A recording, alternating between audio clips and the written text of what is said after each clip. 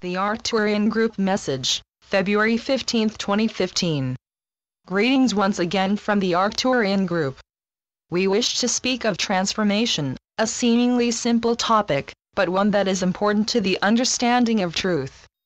Transformation flows through and as an individual when he awakens out of the dream.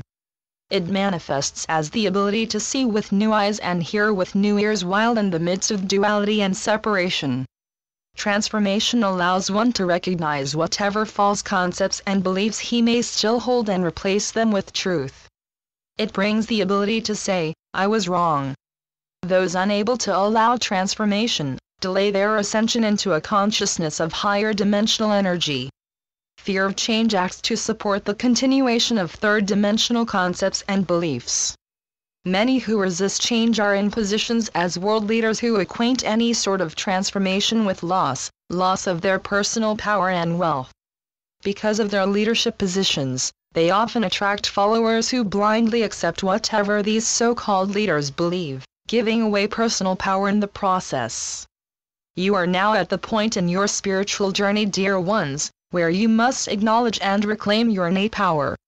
Many of you have done this already, having attained this state of consciousness in other lifetimes, entering into this lifetime with this state of consciousness already in place. Never fear to say, "Enough is enough, I no longer choose to live, act, be, or think in old outdated concepts of separation." Some of you may have already discovered that there are those who are offended by this. Friends may drop away, but be not afraid if this happens, dear ones, for energy seeks its own and will soon draw to you those of your resonance. We speak of transformation now because you are very close to seeing transformation take place. Much is to be revealed, and you must be prepared both within and without, for you will be the ones called upon to assist those in fear, unable to let go of their old and comfortable ways of understanding the world. Mankind is no longer being allowed lazily float from one day to the next believing that the government, church, parent, friend, or society in general will take care of everything for them.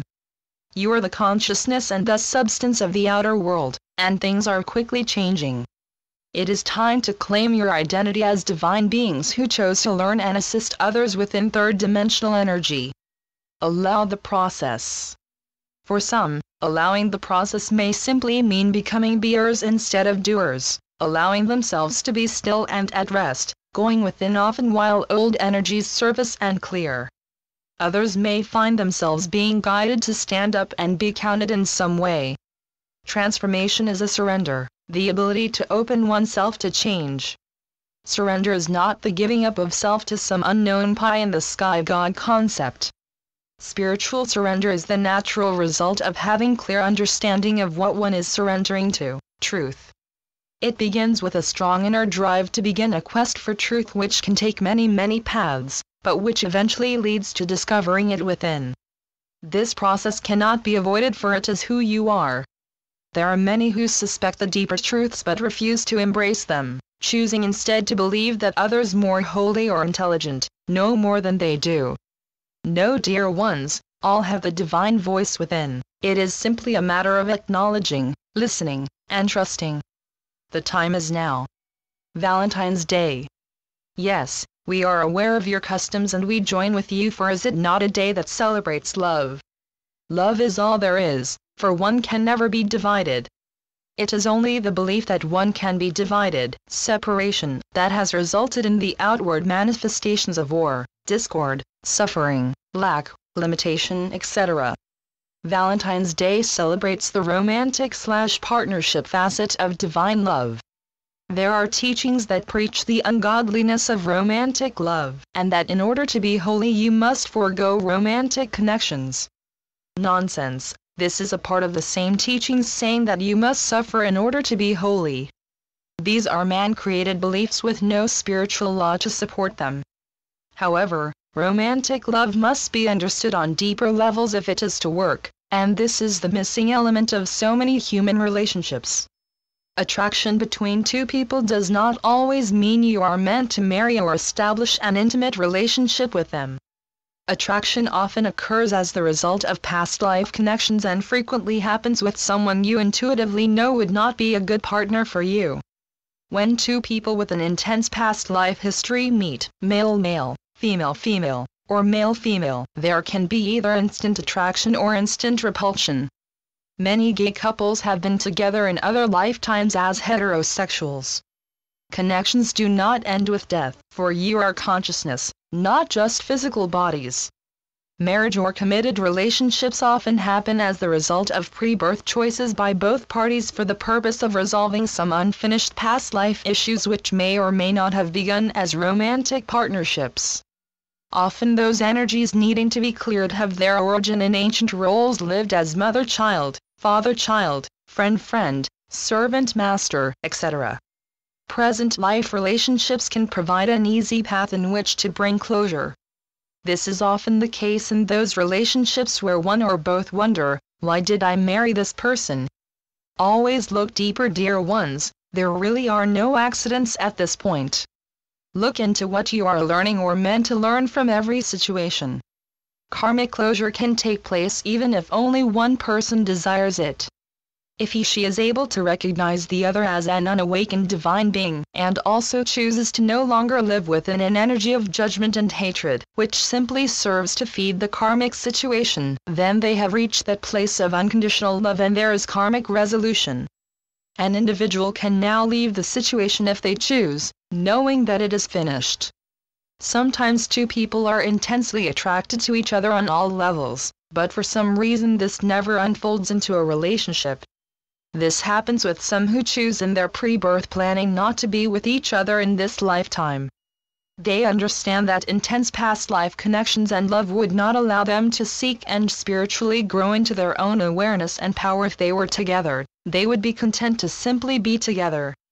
Romantic love must be rooted and grounded in real love, or it is simply animal attraction, which sadly many consider to be real love. This concept of love is promoted heavily in all areas of media, film, books, TV shows, magazines, advertising, etc., and particularly on Valentine's Day.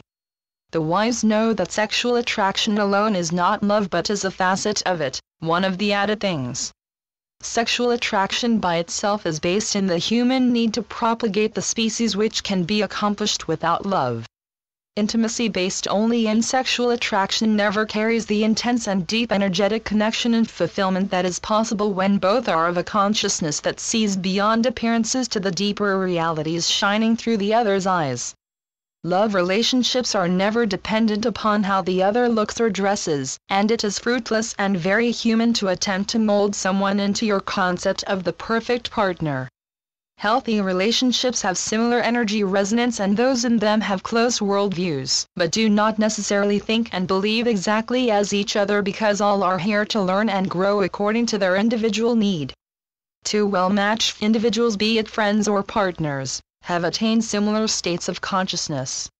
Observe those living out from unawakened states of consciousness who enjoy relationships of fights, cheating, anger, angst, and make-ups. They are both on the same energetic wavelength, so to speak. It is their state of consciousness, their concept of how relationships work. There may be a time when you are tempted to enter into the lower awareness level of another because of attraction and desire for this person.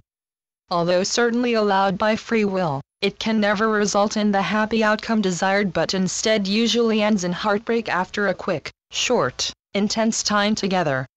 One simply cannot go backward to outgrown states of consciousness no matter how appealing doing this may seem. Misconceptions abound regarding love and partnering.